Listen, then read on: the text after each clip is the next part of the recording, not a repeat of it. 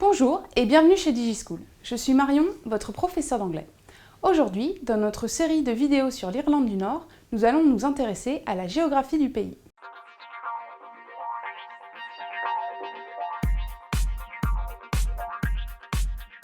Alors commençons par voir où se trouve l'Irlande du Nord. Vous avez ici une carte représentant l'intégralité du Royaume-Uni et les différentes nations constitutives.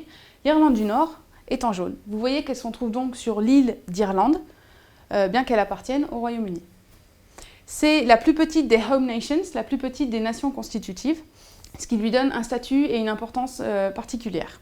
À quoi ressemble ce territoire? Eh bien en fait, c'est un territoire de côte très découpé et également de zones montagneuses. Le relief joue un rôle très important. C'est également un tout petit territoire. Il ne fait que 13 600 km², ce qui ne représente que 6% de la surface du Royaume-Uni. C'est vraiment un territoire très petit.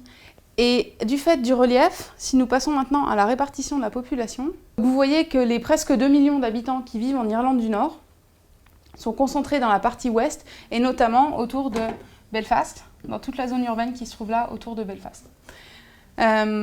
La moyenne de peuplement du pays est de 133 habitants par kilomètre carré, mais là, comme souvent au Royaume-Uni, la moyenne ne veut pas dire grand-chose, puisque vous voyez que la population se concentre à l'est et que dans toutes les zones de l'ouest, le pays est presque désert.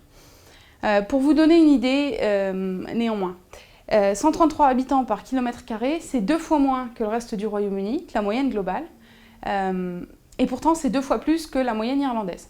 Donc on sent déjà que rien qu'en termes de répartition de la population, l'Irlande du Nord est à part du reste de la République d'Irlande. En conclusion, l'Irlande du Nord est parmi les nations constitutives du Royaume-Uni le plus petit territoire. Cependant, comme les autres nations, elle a un territoire contrasté qui a influencé logiquement le peuplement du territoire.